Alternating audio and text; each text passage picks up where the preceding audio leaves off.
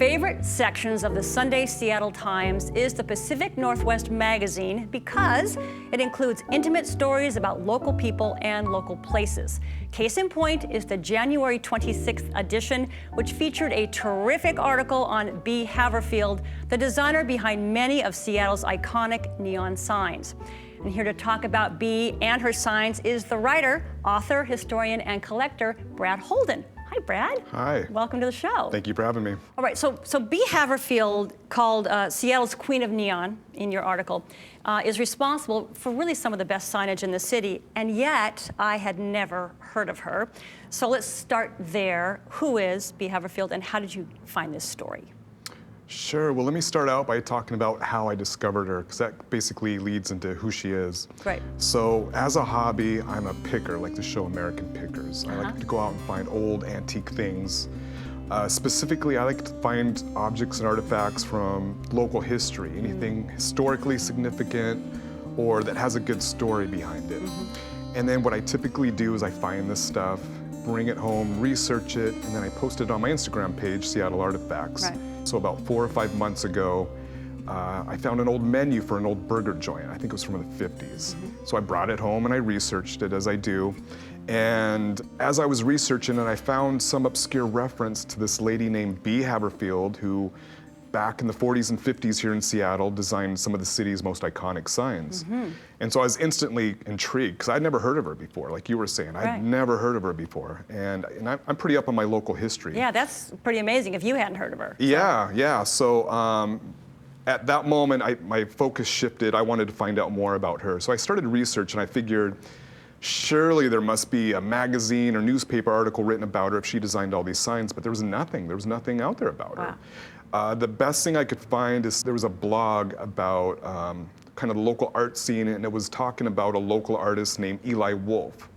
And in this piece about him, it mentioned that his grandmother was this Bea Haverfield lady who designed all these signs. So I reached out to him on social media, on Instagram. He got back to me and said, I'd love to talk to you, but if you really want some good information, you should probably talk to my mother, Kathleen. So Bea's daughter. Bea's daughter, yeah, exactly. So I emailed her, and she was thrilled that somebody was finally taking an interest in the story of her mom. So she was very receptive, and in fact, she invited me up to her house. She said, we should probably just meet in person and I can go over it. And in fact, I have a lot of her original sketches if you're interested in seeing it. And I was like, of course. Of course I am. Yeah, sign me up. This is the stuff I live for.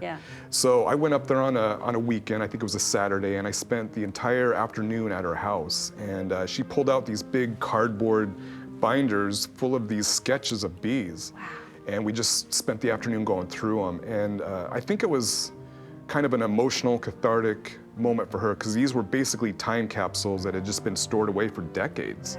And so all these memories were starting to kind of flood back as she was going through these sketches, which were just amazing. My mind was just blown. I mean, they were just not only historically significant, but artistically too. They were just true works of art, in my opinion. And I'm also hearing stories about her mom as she's going through these sketches. And I'm just thinking to myself, you know, this is amazing. This story really needs to get out there. People need to know who this lady was. So that night I went home, and I had taken a bunch of photos of her sketches.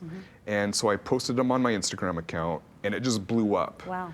I've been doing it for years, and this was the most liked, most commented on post. It got everybody going. And that's when I knew, like, okay, it's not just me that thinks her story's cool. Other people do too. We got to get this. We got to get this out, and that's what led me to write the story for Pacific Northwest magazine. Right. Well, so how did Bea get her start in sign design? I mean, did she have a background in design? No formal training. So basically, she was just one of those people that was just born very artistically gifted. In high school, she met a boy by the name of Eldon Fizzler, and he was also an artsy kind of guy. And they started dating. After high school, they married, and they kind of combined their artistic talents together and started a sign business. Right. And I think that's where she got her training. She just kind of learned from the ground up of how to, design elements and how to put together a good sign. And she designed and he would fabricate them? Is that how it worked? I think early on they were both designing, and then at some point he was the one who was making the signs and she was the designer. And then World War II hit. Right. And he went off in the Navy to go fight the war, and she got a job at Boeing. She became a Rosie the Riveter. She became a Rosie the Riveter, yeah. Yeah. She was working, making airplane parts for the war Right, so the effort. sign business went aside for It went a spell, aside, right? yep, And then exactly. in 1945, the war ends, and that is really when Bee's career, or really prolific, all of her great signs that we Correct. know really happened. So tell us about that. Yeah, so after the war, they resumed their sign business. And then at some point, I don't know the exact details, and the family really doesn't know either, but it sounds like there was a much larger sign company known as Campbell Neon. There were a few local sign companies here, but they were one of the big fish. And I think what happened is they bought out Bee and Eldon's sign business and said, why don't you guys come work for us? They could probably recognize they were talented. Yeah. So they brought them on board. Right. And Bee, at that point, became Campbell Neon's one of their lead designers. There weren't a lot of women doing what she was doing. Right. Which makes the story all that much more remarkable. Right. And obviously she did great, because these signs we still know about today, and here we are talking about it. They're incredible. Yeah. Are any of her really early signs around still, like literally out in the world?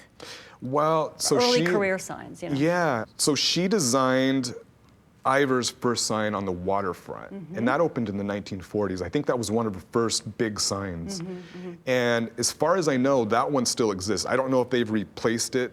Yeah. So if that one is the original sign, or if it's been since replaced, but she was the original designer of that sign. Right, right. And in fact, it's in her handwriting. Right, right. That kind of cursive script. Same with the Dick sign. Right, right, which we want to talk about that.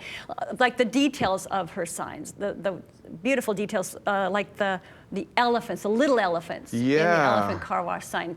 Tell me about those. There's 4 sheet metal elephants at the base of the sign. They're very cartoony looking. Yeah. And they were for her 4 children. She had 2 daughters and 2 sons. That's so great. And you know, at that point in her career, I think she had enough confidence where I'm going to add this. And, yeah, right. And that was just her own. And it's going to work. And it's going to work. And it absolutely works. And it did, yeah. Yeah. You know, her designs, they strike me, they're effective signage, business-wise. Sure. Very artistically pleasing. So let's talk a little bit about those elements. What do you think made her signs kind of so evocative? You know, I think a lot of advertising during that period it was really kitschy. It had a very kitschy factor, and I think she embraced that. And you see that, and I think it makes her signs kind of endearing. And then her scripting. I mean, her scripting that, like too, you said with yeah. Ivors, that was her scripting, and her script was also for Dick's Drive-In. Correct. Yeah. Just the little flourishes, it's just the details just really stand out. I think that's what makes the sign so iconic. Right, right, Yeah. right. Well, so for people who grew up here or have lived here a long time, you and I both from the area, Bee's signs, they have an emotional resonance. They are Seattle, I think. You know. I agree. So, is it possible to quantify kind of the effect that signage has had or has on our communal quality of life? Yeah, definitely. You know, I think it's a large part of Seattle's metropolitan identity.